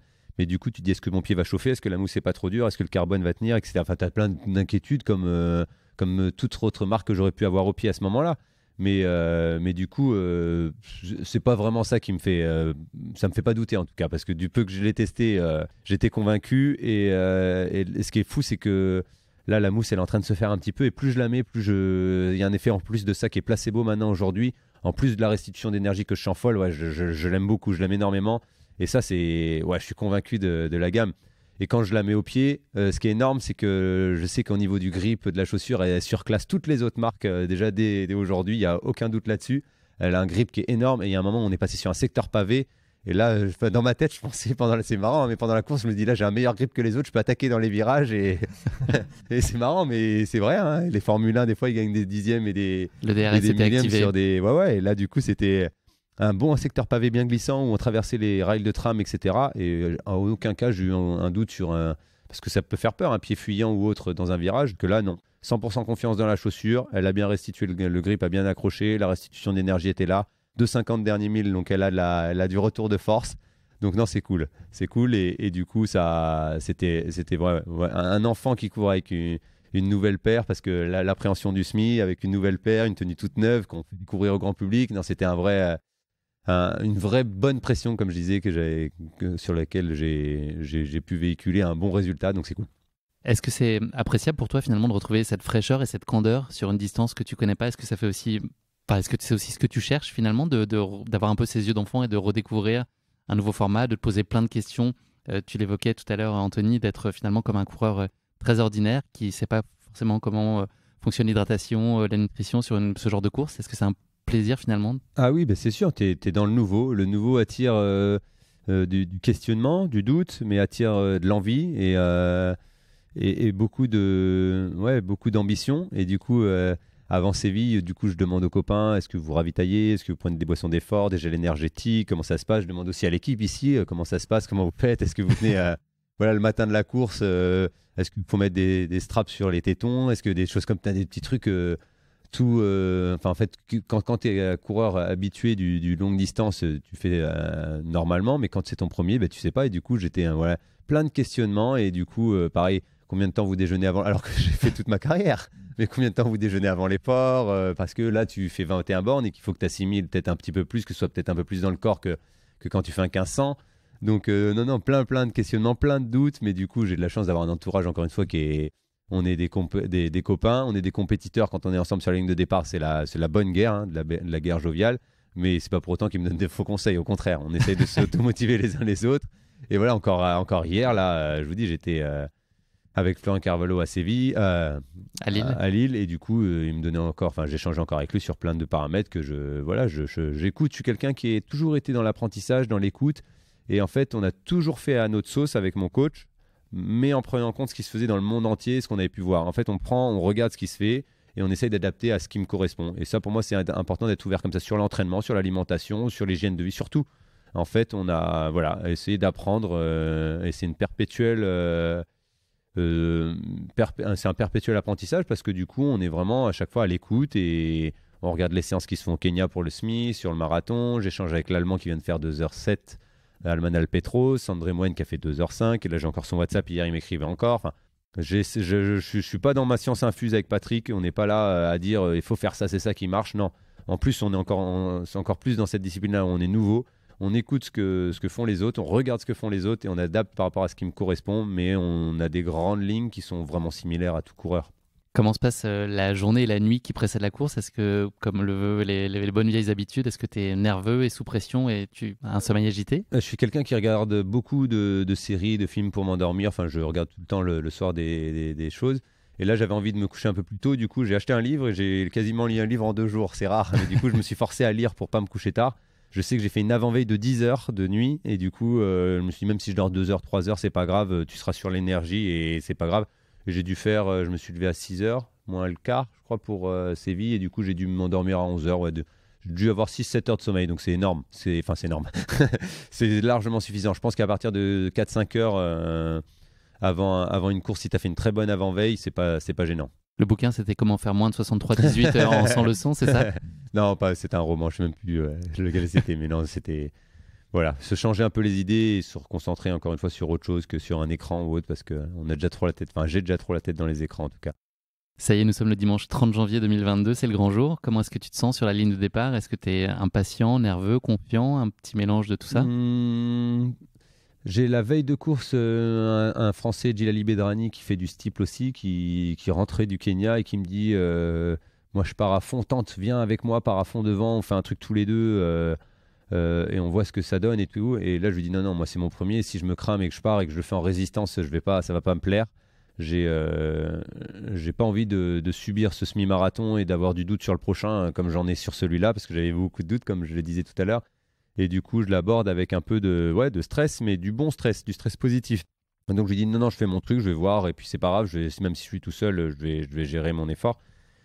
Et puis, du coup, on fait quand même le footing tous ensemble avec les Français qui étaient présents sur place. J'ai bien aimé parce que j'aime pas être longtemps présent avant sur une ligne de départ, une chambre d'appel, etc. Et là, l'organisation nous laisse faire des lignes droites juste devant la ligne et on est appelé 3 minutes avant. Et encore, le temps que tu traînes un peu, tu arrives à gratter 30 secondes, donc tu arrives en gros 2 minutes 30 sur la ligne de départ, et ça c'est cool, parce que je suis quelqu'un qui est une fois statique derrière la ligne, là comme hier où on est resté un petit peu longtemps, je stresse un petit peu quand même, on va dire, on va pas se mentir, enfin, ça monte un peu plus que traditionnellement. C'est quoi la chose que tu appréhendes le plus ? Je sais pas ce que j'appréhende le plus, c'est compliqué à dire, mais en fait j'ai eu la maladie, je sais pas si c'est une maladie de Bouvray, je faisais des tachycardies à l'effort. Et des fois, j'avais le cœur qui s'emballait. Et ça m'est déjà arrivé sur une ligne de départ, sur une inspiration, d'avoir l'impression d'avaler une boule d'air et boum, le cœur qui s'emballe à 200 avant de partir. C'est un truc de fou. Hein. Okay. Donc, c'est pas forcément lié à l'effort ? Non. Et du coup, j'ai fait une intervention en 2012 et depuis, je n'ai plus jamais rien eu. Mais c'était assez surprenant. Des fois, en pleine séance ou en footing où j'étais cool, ça m'est déjà arrivé. Et mon coach était surpris. Et du coup, on a fait les tests. Enfin bref, on a réussi à résoudre ce problème. Mais quand ça t'arrive sur une ligne de départ alors que tu n'as pas encore fait 1 mètre, t'as pas besoin de ça. C'est un peu frustrant. Donc j'ai des petits moments de stress, mais après j'ai réussi à résoudre ce problème. Et en plus de ça, le petit point fort perso, c'est que j'ai travaillé sur de la sophrologie et j'arrive l'espace de quelques instants à fermer les yeux. On me voit de temps en temps, je ferme un point, je ferme les yeux et là je me visualise dans un endroit, un lieu ressource, ce qu'on appelle avec ma sophrologue. Pour vous donner, là, j'ai changé mon lieu ressource récemment parce que ma famille, je vous ai dit, est venue au Kenya. Et j'ai fait une séance de côte et ils me suivent à côté, ils sont sur la moto, ma femme, mes 2 enfants sur la moto, ils me suivent sur le footing d'échauffement et là on discute et c'est un moment, il fait un lever de soleil magnifique, la terre rouge, enfin j'ai un souvenir. Donc tu te forges une image d'un moment parfait, c'est ça ? Voilà, j'ai engrammé ce moment-là et là sur la ligne de départ hier encore assez vite, boum, je me positionne et là je me visualise à des milliers de kilomètres dans un cadre idyllique, un moment où je me sens bien et là tu arrives à te recentrer et l'espace de quelques secondes, des fois c'est 2-3 secondes que je ferme les yeux mais c'est suffisant pour revenir à attends, tu t'es entraîné dur, tu as fait tout ce qu'il faut, maintenant calme-toi parce qu'hier on est resté 10 minutes par exemple. Donc à Séville c'était un autre lieu ressource parce que j'étais pas encore allé au Kenya. Mais voilà, j'arrive à un peu faire monter la pression rapidement et à calmer avec une visualisation. Parce que c'était un lieu ressource presque Séville à ce moment-là, il faisait super beau, les conditions étaient nickel. Tu y étais déjà ? Oui, c'est sûr, c'est sûr. Est-ce que tu peux nous parler du début de ta course ? Est-ce que tu arrives à tenir le rythme de 3 minutes au kilomètre que tu t'es imposé ? En fait, je pars tout au train. Ouais, je crois que je suis tout dans l'allure assez rapidement et que j'arrive à temporiser ce chrono-là. Je sais que juste du 5 au 6e, il y a Benjamin Choquer qui était parti un peu plus vite et qui est devant. Et que là, je le vois qui est pas très loin, pas si loin que ça. Et je me dis, je vais aller le chercher quand même pour essayer de le relayer et qu'on fasse la course ensemble plutôt qu'il soit tout seul. Et j'avais 4-5 coureurs sur le porte-bagages, comme on dit dans le milieu, mais qui m'ont malheureusement jamais relayé. Et donc, je fais un 1000 en 2,53 ou 2,54 pour aller chercher Benjamin. Je me mets 200 mètres dans sa foulée pour un peu quand même économiser. Et finalement, il n'était pas dans l'allure. J'avais trop ralenti par rapport à la relance que je venais de faire. Et du coup, je me dis, c'est pas grave, je suis venu pour faire un chrono. Encore une fois, je ne cherchais pas la place. Je repasse devant et il y avait 2 autres coureurs qui étaient un peu plus loin. Et je vais faire une course comme ça en chasse-patate, aller chercher tout le monde. Sauf qu'à chaque fois que je reprenais quelqu'un, il s'agrippait dans le groupe, il s'accrochait. Et j'amenais tout le monde sur le porte-bagages. Donc j'en amène 6 ou 7 jusqu'à la ligne. Enfin, pas jusqu'au bout parce que je les ai lâchés au sprint. Mais j'en amène 6 ou 7 jusqu'à la ligne. Et à la fin, ils m'ont tous remercié comme si j'étais le lièvre. Mais bon, c'est pas grave. Ça reste une bonne anecdote. Tant qu'ils ne m'ont pas battu au sprint, c'est pas grave. Mais non, tout ça pour dire que du coup, je suis calé tout au long et je crois que je passe 29-50 au 10 kills. Après, il y a une partie un peu vent de face où ça ralentit un peu, mais je double 2 autres concurrents et après, j'arrive à refinir fort pour aller chercher mon chrono à l'arrivée. Donc non, si je regarde le tracé de mon semi, c'est vraiment régulier dans l'attitude de course, dans l'effort et le ressenti, non, c'est nickel. T'es beaucoup en observation dans ces moments-là ou est-ce que t'es très concentré sur toi, ton effort ? Ce qui m'a étonné, c'est la première fois que sur une course où je pensais à d'autres choses. Je pensais que j'avais fait un pari avec quelqu'un sur un chrono. Je pensais à des choses complètement différentes de la course. Et je l'évoquais justement à mon groupe de copains qui fait du marathon. Ils m'ont dit, attends, tu vas voir parce que c'est rigolo parce que là, tu es sur un SMI, tu vas voir que sur marathon, tu as le temps de penser 2 fois plus longtemps. Donc, t'inquiète pas, c'est normal. Mais tant que tu arrives à être... En fait, c'est l'espace de 2-3 secondes. Tu as un flash et tu penses à d'autres... Tu pensais au WhatsApp que tu allais envoyer à l'arrivée. Voilà. Ah, la chaussure était super sur ce type de revêtement. J'ai pas glissé. Non, ouais, c'est rigolo et t'arrives à voilà, et quand tu vois aussi tes enfants, comme je le disais tout à l'heure, sur le bord du parcours. Pour la petite anecdote, il y a mon fils qui était là avec ma femme et hop, il a voulu traverser pour me taper dans la main comme on le fait d'habitude à l'entraînement. Et là, il a fait 1 ou 2 mètres, ma femme l'a rattrapé à temps. Heureusement, on a évité le drame. Dépassé. Mais ouais, c'est rigolo, ça te remontre encore une fois que voilà, tu t'es préparé dur et que là, tu es sur l'instant T, il faut pas que tu lâches à ce moment-là.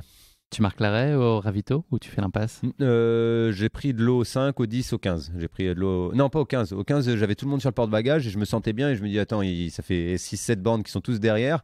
Je dis, je profite du ravito s'il s'arrête pour... c'est pas cool, mais je relance à ce moment-là. Et c'est ce que j'ai fait. Je suis parti au 15e. Bon, j'avais déjà assez travaillé pour le groupe et du coup, il m'avait parlé. Donc j'avais un petit peu d'amertume, mais c'est pas négatif quand je dis ça. Ils ont fait leur course, ils ont tout à fait raison. Mais du coup, je dis, j'ai assez bossé, maintenant j'y vais, tant pis si ça me relaye ou pas, je pars. Tu parlais tout à l'heure de l'importance de se fier à soi-même et à ses propres sensations. Là, cette première expérience sur ce semi-là, tu as la tête quand même rivée dans ta montre ou est-ce que tu passes beaucoup de... Enfin, t'as tendance à t'écouter beaucoup? Totalement. Pour le coup, là, j'avais tellement de doutes et d'appréhension que je voulais vraiment le faire en contrôle. Et tous les kilos, j'ai regardé. Vraiment, tous les 1000 mètres, j'ai regardé que j'étais... par contre, c'était loin. Quand j'y repense, c'était plus long finalement que celui d'hier où je vais plus vite. Bah, forcément, je vais plus vite, donc c'est moins long. Mais non, c'était long de regarder. Ouais, c'est long, c'est stressant. Ça te perturbe trop. Du coup, tu es moins dans ce que je travaille à l'entraînement finalement, où tu travailles un ressenti. Là, tu retravailles sur de l'allure, mais je voulais tellement contrôler et pas rater. J'avais la pression, j'avais annoncé 63-18, Kippren l'avait officialisé, il fallait que j'y arrive, du coup. Ouais. Quand on annonce avant, c'est toujours le piège. Quand on a une target et quand on a un objectif, on aime bien s'y tenir. Et je suis quelqu'un qui aime pas envoyer des choses en l'air à vous dire je vais faire 2-8 sur mon premier marathon, ça serait totalement imbécile. J'aime bien donner des objectifs crédibles et réalisables et du coup les atteindre. Puis même, c'est plus motivant et c'est plus valorisant que de dire il y en a beaucoup qui font ça des jeunes. Je vais faire 3,30 au 1000, des choses comme ça ou 3,35 au 1500 alors qu'ils n'ont jamais fait moins de 3,40, mais il faut savoir rester droit dans ses baskets. Il y a deux mondes entre valoir et faire et ça reste... voilà, il faut vraiment avoir cette notion-là. Sur les distances un peu plus longues, il t'arrive de connaître habituellement des points de côté à 2-3 km de la fin. Est-ce que tu appréhendes que ce moment-là se produise sur ce semi? Je crois qu'il faut que je travaille un petit peu ça parce qu'à Séville, il commence à arriver à 3 km de la ligne. J'ai un petit point de côté très léger. Je sens que ça commence à arriver, mais j'arrive à le contrôler et j'arrive à finir fort le dernier kilo. Hier, par contre, à Lille, à 2 km de la ligne, il est un peu plus violent. Et le dernier 1000, il commence... Alors, est-ce que c'est un peu le froid aussi? Je pense que le froid joue un peu plus dans cette... Mais là, il faut que vraiment je vois, parce que j'ai déjà lu pas mal d'études ou autres, et il n'y a rien qui montre que ça peut venir de l'alimentation ou du froid, ou on ne sait pas trop vraiment d'où ça peut venir. Et je sais qu'hier, à 2 kills, ça vient quand même assez violemment, alors que je pensais faire un kill en 2,50, voire moins le dernier. Bon, je fais 2,53, on va pas se plaindre. C'est quand même plus vite que mon allure de tout le semi. Mais du coup, je l'ai appréhendé un peu pendant le début de la course à Séville. C'est venu légèrement sur les 3 derniers kills, mais j'ai réussi à le contrôler. J'arrive à me concentrer sur ma respiration, essayer d'évacuer un peu d'air un peu plus longtemps sur une expiration. Voilà, vraiment se concentrer, serrer la main. On dit souvent d'essayer de faire des choses comme ça. Je ne sais pas si ça marche ou pas, mais en tout cas d'essayer de se détendre, parce que c'est souvent en plus qu'on va chercher de la crispation ou autre. Et ouais, il a commencé à arriver à 3 kills, mais j'ai tenu sans problème. Hier à 2 kills, donc c'est mieux. Le prochain, ça sera peut-être 1 et après plus. Non, faut travailler. Hein. C'est bien, ce qui monte, c'est encore une fois, c'est que, ok, je peux être professionnel et tout, mais je suis humain et il y a des défaillances qui arrivent. J'arrive à les pallier, mais sauf que si ça m'arrive sur un marathon au 30e et qu'il en reste 12 derrière, ça va pas être la même. Donc, non, ça va. Faut que je travaille. Là, j'ai encore une fois, j'ai optimisé ma préparation avec les tests de glycémie. Je vais faire les 7 mois de préparation pour mon marathon. Je vais commencer le mois prochain. Tous les indices de glycémie pour voir ma perte énergétique sur un marathon, sur les longs efforts et pour pouvoir m'hydrater et m'alimenter au mieux pendant l'effort. Enfin, quand il y a quelque chose qui peut m'aider de naturel et de légal, hein, je précise, pour être performant, je vais le faire. Je vais faire ou je vais prendre un contact pour le faire, essayer d'être entouré des meilleurs et d'être conseillé par les meilleurs pour être le meilleur, tout simplement. Pour moi, on n'a pas la science infuse, comme je disais tout à l'heure. Et du coup, là, il y a une petite défaillance sur le point de côté. Et je vais encore essayer d'approfondir le pourquoi du comment par rapport à mon ressenti, en tout cas. Tu conclus ces 21,1 km en 1 heure, 3 minutes et 8 secondes, donc 63,08 en dessous de l'objectif que tu t'étais fixé, donc bravo. Merci. Quelle est la première chose que tu ressens au moment de franchir la ligne d'arrivée? Par quoi tu es gagné comme sentiment? Pour être sincère, je suis hyper content parce que je m'étais annoncé 63,18, je fais course vraiment seul, hein, c'est le cas de le dire. Là, pour le coup, j'ai des gens derrière, mais je suis vraiment tout seul devant. Il y avait 2 fois à 3 km de vent de face qui n'était pas compensé parce qu'après on passait dans des petites ruelles alors que le vent de face était dans l'avenue principale, donc très large, sans protection. On prenait vent de face et les autres, les retours, on les faisait dans des petites rues avec des grands bâtiments. Donc on Je ne redirai pas le nom des rues, n'insiste pas. Non, non. Et du coup, c'était pas ce qu'on perdait en vent de face, on le revalorisait pas après.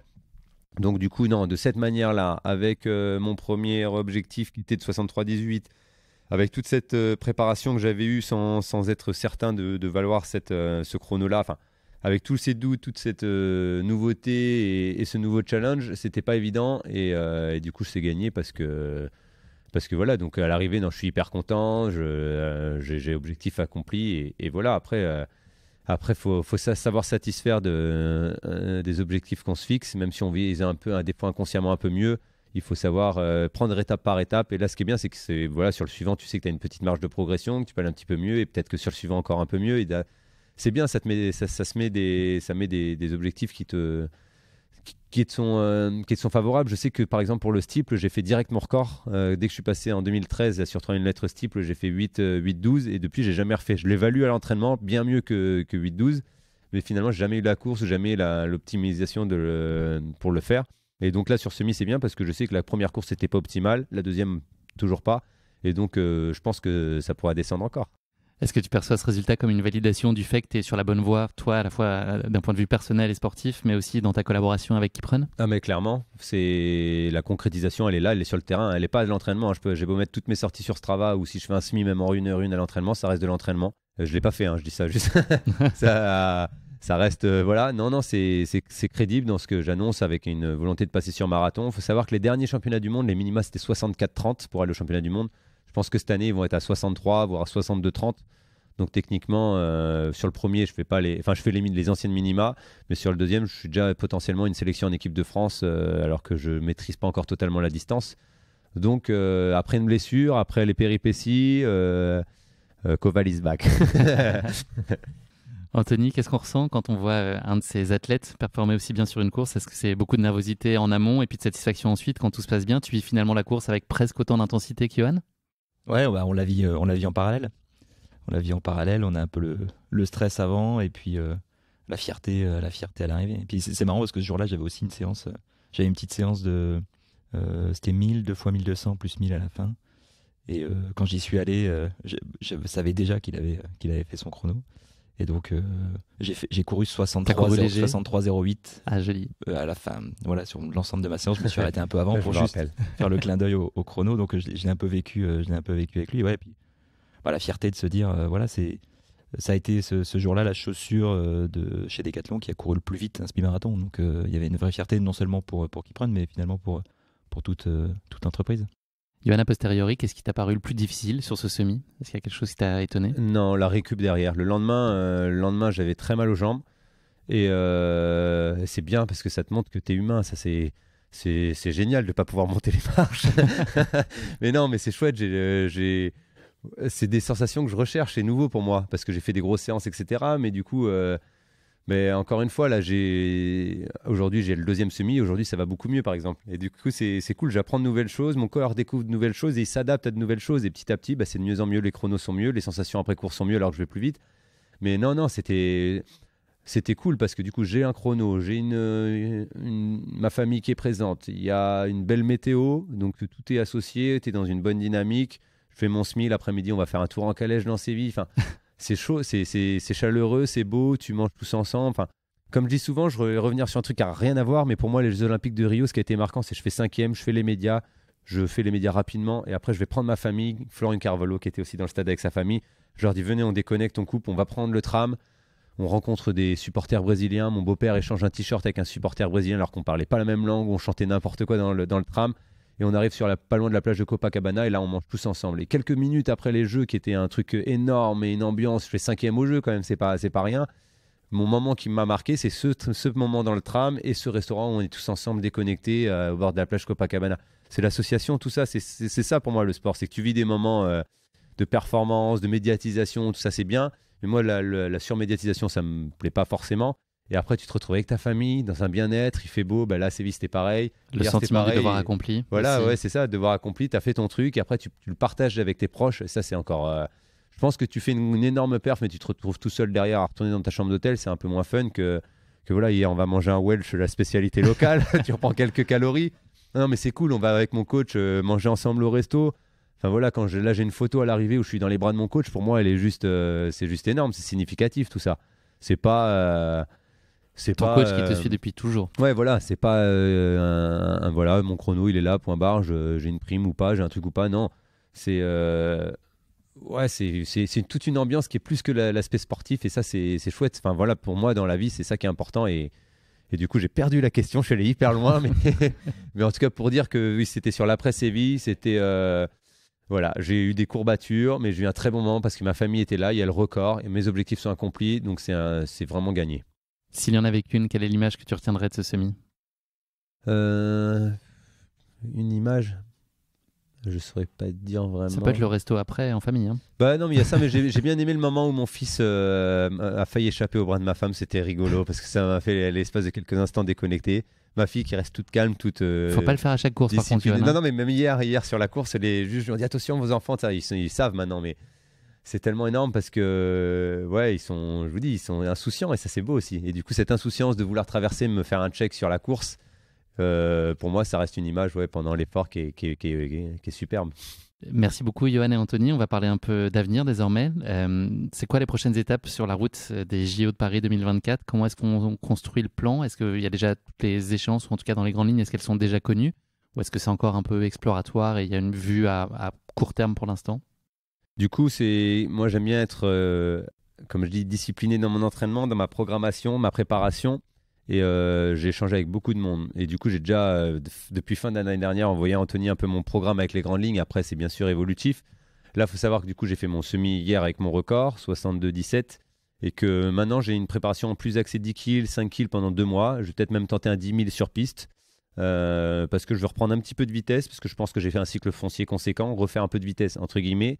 Pour avoir aussi la lassitude des tours sur un 10 000 mètres piste, parce que je pense que le marathon, il y a aussi une lassitude qui arrive pendant un moment et qu'on peut retrouver ça sur 25 tours de piste, c'est pas forcément fou.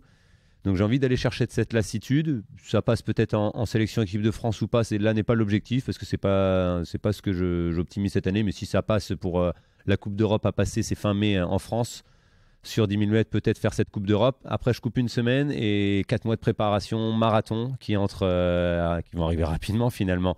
Où là, il va falloir monter la charge kilométrique. Je suis en train de voir aussi, humainement parlant, pour faire venir un athlète kényan qui était venu en 2012 pour m'aider pour les Jeux de Londres. Et donc, ça serait une aventure, une histoire humaine juste magnifique. C'est Meshak. Il était là en 2012. Et, à chaque séjour au Kenya, il s'entraîne avec moi. Et là, je lui ai dit, j'ai besoin de toi. Encore hier, je lui ai écrit. Je lui ai dit, dommage que tu n'étais pas là. On aurait fait la course ensemble. Enfin, tu m'aurais aidé, etc. Il me dit, je vais venir, mon ami, je vais venir. Donc là, je lui ai financé son passeport, on attend le visa, on attend tout ça, donc j'espère qu'il sera là. Et l'idée, c'est de préparer 4 mois ensemble le marathon de Londres. Donc là, les grandes lignes de cette année, c'est un peu ça. Londres, après, il y aura une coupure après le marathon, on va voir s'il y a les mondes de semi ou pas qui ont lieu ou pas, etc. Mais en gros, les grandes lignes, c'est du coup 2 mois sur 10 000, 4 mois de préparation pour Londres, après un autre marathon au printemps prochain et le marathon où il faudra faire... Là, c'est facile à dire parce que j'ai pas fait de marathon encore, mais je pense que si on veut être en équipe de France olympique, décembre 2023, faut aller à Valence parce que c'est là où ça court vite. Faut courir de 8. Tu connais les minima déjà? Non, enfin ça va être de 10-30, mais je connais le niveau des autres Français et finalement c'est moins de 10-30 qu'il faut faire aujourd'hui. Il faudra faire moins de 2-9, il faudra faire de 8 même pour être dans la partie. C'est ma target de vie a évolué. Mon objectif de base c'était 2-12 parce que j'avais un copain, Benjamin Malati, qui avait fait 2-12. Après j'ai Carvalho qui a fait 2-10, donc il fallait faire moins de 2-10. Durand qui a fait 2-9-20, du coup il faut me faire moins de 2-9-20. Et maintenant il y a 2 Français qui viennent de faire 2-8, donc il commence à aller un peu vite les gars. Donc ça évolue à chaque fois. Pour le moment ça reste juste du projet. Hein. Mais comme je dis, sans ambition on s'entraîne pas et on n'a pas de grosse motivation. Moi j'ai une énorme motivation avec des énormes... objectifs et du coup je vais me préparer pour ça. C'est très ambitieux de le dire, j'en suis conscient. J'ai jamais fait de marathon, c'est très ambitieux de dire que sur mon 3e ou 4e je vais faire de 8, mais j'ai cet objectif rêve en tête et si je fais ça, du coup ça m'ouvre Paris 2024 et là c'est champagne. Après. C'est ça, après. Ce premier marathon, c'est une étape de ton plan de route que tu appréhendes ou que tu attends déjà impatiemment? Vu comment j'ai stressé pour le semi, je pense que le marathon, je vais pas faire le malin. Ouais, je vais pas faire le malin. Je vais avoir la grosse préparation en amont qui me fait pas peur. Je vous dis, dépasser les 230 km pendant les 3-4 premières semaines. Je vais aller chercher vraiment une grosse charge kilométrique. Il faut vraiment que je casse ma foulée de pistard. Je suis encore trop énergique et j'ai encore trop de frites à finir vite. Là, je l'ai vu quand j'ai remis les pointes un peu en fin de séance sur des séances longues au Kenya. J'arrive encore à retrouver de la vitesse. c'est bien, faut pas perdre ça, mais du coup, je mets un peu trop d'énergie dans le sol et du coup, il faut que j'arrive à trouver le juste milieu pour passer sur du plus long encore. Là, musculairement, le semi, ça passe nickel, il n'y a pas de crampes, il n'y a rien, donc ça, c'est parfait. Du coup, il faut doubler la distance. Donc, il va falloir que je casse 3-4 semaines, je vous dis, à forte charge kilométrique. Et puis voilà, travailler comme il faut, optimiser et bien récupérer parce que ça va être du nouveau aussi pour mon corps. Donc voilà, mais du coup, je pense que Londres, j'arriverai avec quoi qu'il en est, même si j'ai une énorme préparation, je ne pourrais pas dire que je suis tout feu, tout flamme. Il y aura énormément de stress sur la ligne de départ. Il y aura donc, on l'espère, rendez-vous à Paris en 2024, Los Angeles en 2028 peut-être, qui sait, c'est possible. J'avais visé depuis 2016, je m'étais annoncé 2020 sur steeple et 2024 sur marathon et j'ai été trop loin dans ma prévision. Je pense que une Olympiade, voire 3 ans, voire 4 ans, c'est suffisant. Aller plus loin, c'est trop grand. C'est déjà du long terme 2024, hein, parce que j'ai déjà 3 marathons, on a déjà des semis avant, des 10 km, des sélections peut-être en équipe de France. Du coup, faut pas aller aussi loin, on verra. Puis ça se trouve, il y aura Los Angeles sur trail et peut-être qu'il y aura une équipe trail. Non, je sais pas, je rigole. Mais tu envisages le trail, c'est une possibilité? Non, je sais pas. Très honnêtement, déjà, si je fais 2024, j'espère faire 2024. Ça ferait une Olympiade sur 1500, une Olympiade sur steeple, une Olympiade sur marathon. Je pense que dans l'histoire, c'est du jamais vu. Et donc, en plus de ça, voilà, c'est un objectif perso qui me donne envie. Et puis ça ferait, voilà, entrer dans l'histoire à sa manière. C'est beau de montrer que je suis un coureur polyvalent. Et voilà, ça reste un rêve, mais qui est accessible. À plus long terme, comment est-ce que tu te projettes? Là, tu as raccroché les baskets? Je les raccrocherai jamais, je pense, les baskets. Ça risque d'être compliqué. J'ai toujours le projet de partager, d'échanger avec les gens. Je vous dis, j'ai créé un programme d'entraînement pour progresser sur 10 km. Je l'ai rendu accessible. Je l'ai verrouillé un peu pour pas avoir trop de personnes, justement, pour pouvoir être investi avec les gens que j'accompagne, qui ont quasiment... Il y a 98% de records sur les gens qui ont fait mon programme, donc ça, je suis hyper fier. Et c'est dans cette dynamique-là que j'ai envie de faire de l'après-carrière aussi, peut-être de l'accompagnement, de l'encadrement des jeunes ou des moins jeunes et transmettre. Ouais, la transmission, pour moi, c'est quelque chose d'important. Je disais récemment avec une interview que j'ai fait avec un autre partenaire, pour moi, on n'a qu'une vie et du coup, je suis pas là pour avoir mon aigreur et avoir un jeune qui bat mes records. C'est juste chouette, au contraire. Les records sont faits pour être battus. Représenter le drapeau et être le meilleur possible, ça c'est chouette et j'espère arriver à accompagner des jeunes, des moins jeunes, à aller chercher des records, des objectifs et à les atteindre et à les battre. Et ça c'est chouette, c'est une aventure sportive, humaine et encore une fois qui peut être valorisante pour tout le monde. Anthony, qu'est-ce qu'on peut te souhaiter pour l'avenir, à titre personnel mais aussi pour l'ambitieux projet que KeepRun porte? C'est quoi le scénario idéal? À titre personnel, j'ai Valenciennes dans quelques jours. si je peux battre mon record. Alors c'est Valence le plus rapide, c'est pas Valenciennes. Mais Valenciennes, c'est bien aussi. Valenciennes, c'est un très bon 10 km. Il y a un gros niveau sur les 10 km de Valenciennes. Mais bon, moi j'ai la même maladie que Johan, j'ai la maladie de Bouvray, donc je me ferai opérer qu'au mois de juin. Donc on verra si je peux prendre le départ. Mais professionnellement, c'est de faire en sorte que KeepRun finalement brise les murs des a priori et montre qu'on est capable de faire des produits au juste prix pour pouvoir performer et donc montrer aux gens qu'on est capable de faire des produits excellents. Donc c'est ce qu'on peut nous souhaiter de mieux. Johan, je te propose de conclure cet épisode non pas avec le mot de la fin mais avec le motto de la fin. Est-ce que tu aurais une devise à partager avec nous qui incarnerait ta philosophie de vie? C'est ma devise du lundi là pour la muscu. Je dis souvent un corps faible commande, un corps fort obéit. Ça, c'est une devise que j'aime bien et ça marche aussi avec l'esprit. Un esprit faible commande, un esprit fort obéit. Mais ça marche mieux avec le corps parce que le renforcement musculaire est important et on le néglige trop en course à pied. Et dans la vie physique de tous les jours, faire un peu de condition physique, c'est important, quel que soit son sport ou sa pratique de vie. C'est trop négligé par le tout public et voilà, on le sait très bien. Hein, courir, c'est excellent, mais bien manger et prendre soin de soi, c'est important. Et voilà, retenez cette phrase. Un corps faible commande, un corps fort obéit. J'ai perdu mon pari du coup. J'avais dit que Johan dirait soupape. Et qu'il expliquerait pourquoi. Soupape, oui, ça c'est une devise un peu plus sportive, plus propre au sport. C'est il y a quelques années, depuis quelques années en fait, en fin de course, je mettais souvent des très grosses accélérations sèches.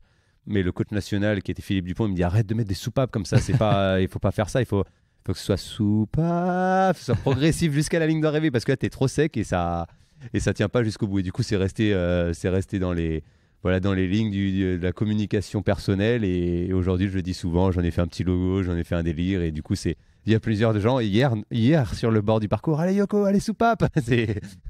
C'est énorme, c'est chouette, c'est pareil, philosophie de vie.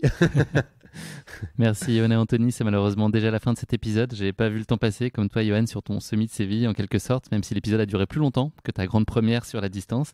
Merci à vous deux de nous avoir fait vivre ainsi cette course qui est le point de départ d'un magnifique projet commun. Je vous souhaite de connaître ensemble tous les succès auxquels vous aspirez. Et Johan, sois sûr que nous te suivrons avec beaucoup d'attention et aussi beaucoup d'affection sur tes prochains rendez-vous. En attendant, nous l'espérons tous, de te voir arborer ce beau dossard sur la ligne de départ du Marathon Olympique de Paris 2024. Avant de conclure cet épisode, je voulais donner rendez-vous à tous nos auditeurs qui écouteraient cet épisode avant le 3 avril, à venir à la rencontre de Johan qui sera présent sur le salon Run Experience à la Porte de Versailles à Paris, dans le hall 7.2 du 31 mars au 2 avril prochain, donc ça sera dans le cadre du Marathon de Paris.